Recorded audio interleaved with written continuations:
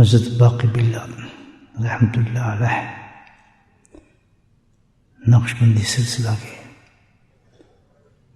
بہت بڑے بزرگوں سے سارے ہندوستان میں نقش بندی سلسلہ جو ہے آپ ہی سے پھیلا ہے. آپ افغانستان سے تشریف لائے تھے اور یہ سلسلہ افغانستان سے چلا تھا.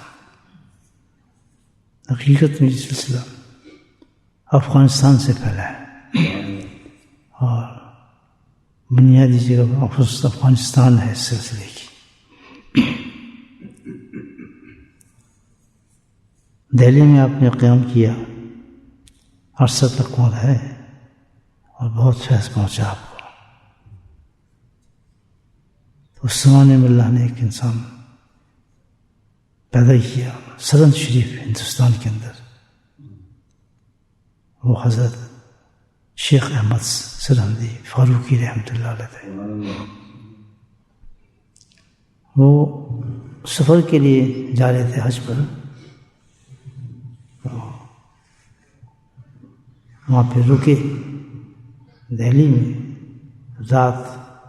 جس طرح انسان سفر میں رک جاتا ہے تو کسی نے بتایا کہ یہاں پر ایک بہت ہی اچھے بڑے بزرگ آئے ہوئے ہیں، نقش بندی سلسلے کے بزرگ ہیں، آپ بھی ان سے مل لیں. تو ظاہر ایک پیاس تھی انہوں نے، تھے تو خود بھی بہت بڑے بزرگ الحمدللہ اس وقت بھی، اور اچھے مقامات پر تھے. چشتیہ قادریہ سارا سلسلہ طے کیا ہوا تھا انہوں نے. حقیقت میں باقی باللہ کی تشریف آوری جو تھی ہندوستان میں وہ اسی وجہ سے تھی. اللہ سبحانہ تعالیٰ اپنے لوگوں کے ساتھ اسی قسم کے معاملات کرتے ہیں.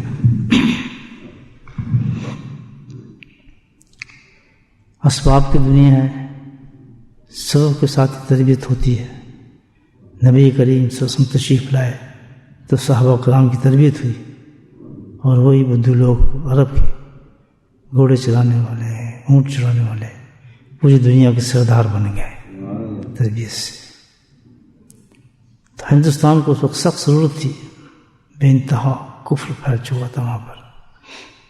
خود مسلمان جو بادشاہ تھے وہی کفر پھیلا رہے تھے اور اپنے آپ کو سجدہ کراتے تھے.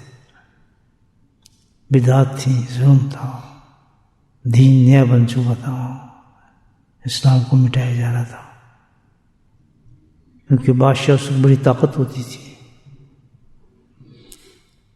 تو وہ حضرت مضر سن ظاہر کشش تو ہو جاتی ہے نا خود ہی. پھر جس بزرگ سے اللہ نے تعلق بنانا ہوتا ہے اللہ تعالیٰ اس کی کشش پیدا فرما دیتے ہیں اس میں، وہ خود بخود وہ کھینچنا شروع ہو جاتا ہے ادھر.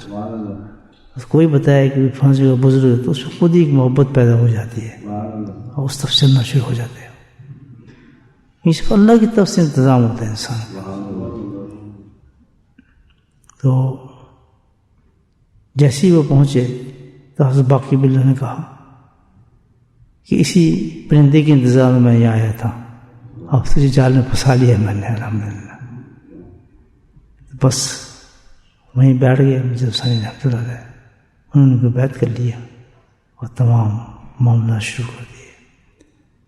تو ان کا حج کا پروگرام بھی کینسل ہو گیا اور پھر ساری زندگی وہ حج نہیں کیا انہوں نے. اتنا موقع نہیں ملا ان کو، ان کے حالات ایسے نہیں بنے. تو حضرت باقی باللہ نے جو افغانستان سے تشریف لائے تھے اس سلسلے کو بذریعہ حضرت مجدد الثانی رحمۃ اللہ جو ہندوستان کے تھے ان کے سپرد کیا اور یہ سلسلہ پیدا. حضرت باقی باللہ جو تھے اپنے مقام کے بہت بڑے اعلیٰ، ظاہر اتنے بڑے شیخ کا تربیت کرنے والا ہو وہ خود کتنا بڑا شیخ ہوگا. تو کسی اتنے بڑے شیخ کی تربیت کرے تو اس کا جتنا سے مقام ہوگا. تو بہت سے واقعات ہیں آپ کے، بڑی بڑی کرامات ہیں اس باقی باللہ کی، اور بڑی بڑی آپ کی زندگی کے اندر اصلاحی ہے، شریعت اور سنت آپ کا جو تھا الحمدللہ پیروکار تھا. طبیعت مجدد الف سائن جیسے شیخ پیدا کیے انہوں نے. تو حضرت مجدد رحمۃ اللہ علیہ ہمیشہ بڑا فخر کرتے تھے اپنے شیخ پر, اور بے انتہا محبت تھی, بے انتہا ادب تھا. یعنی ادب کا معاملہ یہ تھا کہ ایک دفعہ سخت دوپہر کا وقت تھا, گرمی, ہندوستان کی گرمی بڑی سخت ہوتی ہے. تو حضرت مجدد صاحب رحمۃ اللہ اپنے حجرے میں آرام فرما رہے تھے. تو حضرت شیخ نے ان کو طلب کیا, یعنی بلایا کسی آدمی کے ذریعے. جب جا کر اس نے بتایا کہ آپ کو شیخ بلا رہے ہیں, تو اسی طرح اٹھ کر بغیر جوتا پہنے, بغیر سب کچھ پہنے بھاگتے آئے اور آگے عرض کی کہ حضرت آپ نے مجھے بلایا. تو انہوں نے کہا مجھے تو اتنی بھی کیا جلدی تھی, اپنے لباس تو صحیح کر کے آتے. کہتے ہیں مجھ سے اتنی تاخیر نہیں ہو سکتی, میرا شیخ مجھے بلائے اور میں رک جاؤں, حضرت مجھ سے ناممکن بات تھی میرے لیے. فنا پھر شیخ تھے حضرت آپ کی ذات کے اندر, اور حضرت باقی باللہ نے ہندوستان کے اندر بہت بڑا کام کیا, جن کا ختم ہم نے بھی پڑھا یا باقی اندر باقی. اور آج بھی ان کا مزار ہندوستان کے اندر دہلی کے اندر موجود ہے. ہمارے لوگ الحمدللہ وہاں جاتے ہیں, ان کے مزارات پر نقشبندی سلسلے کے مشائخ مراقبہ کرتے ہیں, اندر فیض طلب کرتے ہیں ان سے. آخری عشرے کا آخری سورج طلوع ہو رہا ہے, سحر نکلنی ہے, پوری کائنات اس وقت اللہ کے ذکر میں محو ہے. تسبیحات کی گونج ہے پوری کائنات میں. الحمدللہ اس عشرے کو بھی ہم اللہ کے ذکر کے ساتھ ودا کر رہے ہیں, شعر بھر کہہ رہے ہیں. وقت دعا ہے, حضور قلب کے ساتھ اللہ کے حضور اپنے التجائیں پیش فرمائے. بہت قیمتی وقت ہے. اشرا اگلا شروع ہو جائے گا, بہت قیمتی اشیاء آ رہا ہے. دعاؤں کے ساتھ اس اشرے کو استقبال فرمائیں اور اس اشرے کو جدا کریں.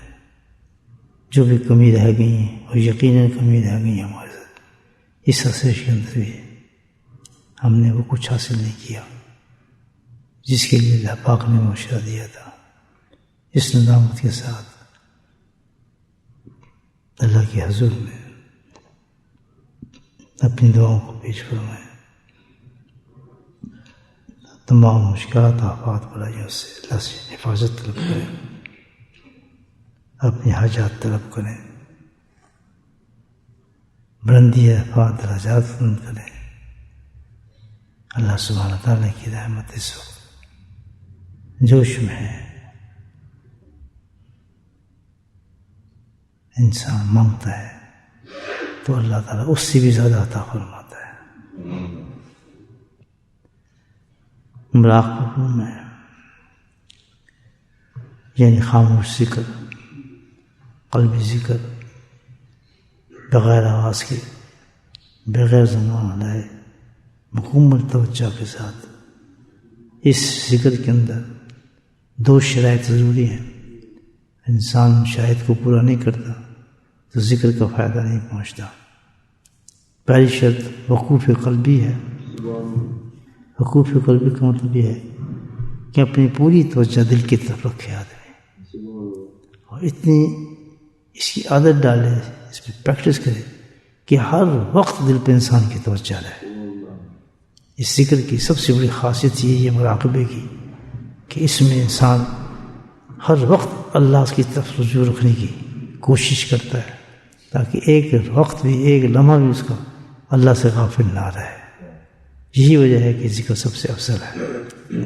اور ذکر کی سب سے بڑی خاصیت بھی یہی ہے کہ ہماری پوری توجہ ہر وقت, ہر لمحے, کہیں بھی ہوں, کس حال میں ہوں, کام پہ ہوں, کاج میں ہوں, اللہ کی طرف مبذول رہے, دل کی طرف. تو اس کو کہتے ہیں وقوف قلبی. تو مراقبے میں بیٹھیں تو اس کی نیت کریں دوسری شرط ہے نگاہ داشت، واچ. دل کی نگہداشت کرنی ہے، گارڈ کرنی ہے اس کی. کس چیز سے؟ کہ باہر سے خیالات دل میں نہ آئے، باہر سے خیالات دل کے اندر نہ آئے، جن کو وسوسے کہتے ہیں، تو ان کو ریجیکٹ کرنا ہے. اس کو ما سوا بھی کہتے ہیں کہ اللہ کے سوا کوئی بھی خیال دل میں نہ آئے، دنیا کا، ادھر کا، ادھر کا. باتیں جب تک یہ آتے رہیں گے ذکر کو خراب کرتے رہیں گے، ذکر کا فائدہ جاتا رہے گا. بالکل ہر چیز سے دل کو نکالنا ہے اس ذکر کے اندر. دو شرطیں بہت ضروری ہیں ذکر کے اندر. ایک وقوف قلبی، یعنی اپنی توجہ دل پر، اور نگہداشت. خیالات نہ پائیں کسی کے بھی، آئیں اس کو ریجیکٹ کریں، آئیں اس کو ریجیکٹ کریں، اور اللہ اللہ کرتے رہیں. الحمدللہ ایسا پاک صاف ہو جاتا ہے انسان کا دل. پھر ما سوا انسان کے دل سے نکل جاتا ہے، ہر غم نکل جاتا ہے.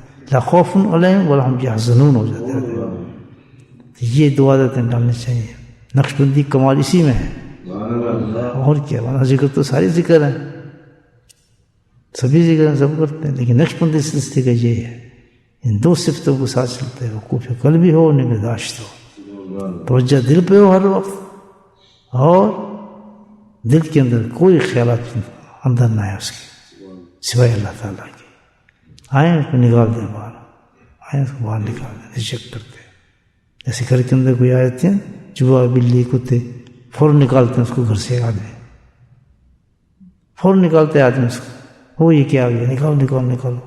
اسی طرح دل کو اپنی حفاظت کرے. تو اللہ تعالیٰ نے آٹومیٹک یہ سلسلہ رکھا ہے کہ جس مراقبے میں یہ کوشش کرتا ہے تو مکمل طور پر ہر وقت موت تک اسی حالت میں رہتا ہے. الحمدللہ کہ اس کے دل میں کوئی خیال نہیں ہوتا. جس دنیا سے جا رہا ہوتا ہے نا، سوائے ایک چیز کے، اللہ ہی اس کو یاد ہوتا ہے.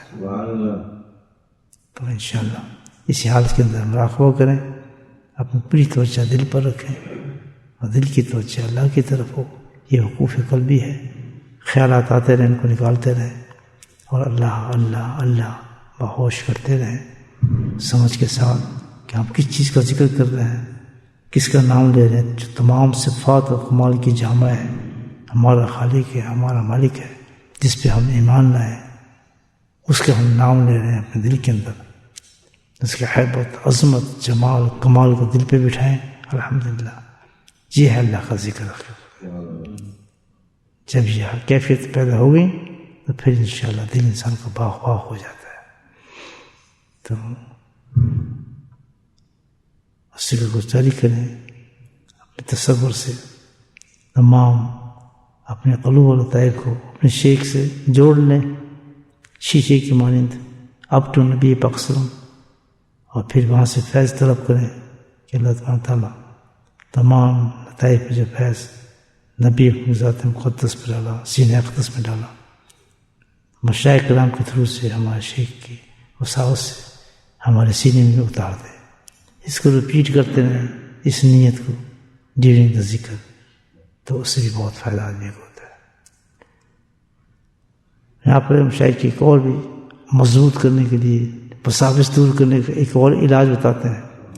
اس کو تصور شیخ کہا جاتا ہے.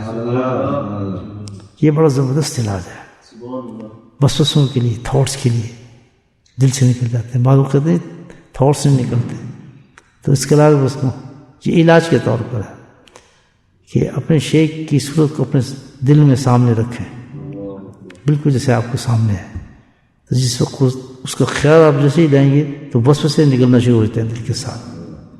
یہ ہر وقت کر سکتے ہیں آدمی.